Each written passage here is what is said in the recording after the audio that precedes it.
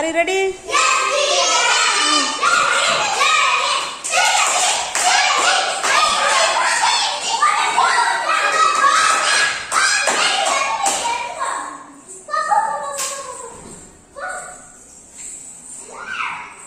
யார் தான் 10 பால் நிரப்புறீங்களோ அந்த குழு தான் வெற்றி பெற்றவங்க.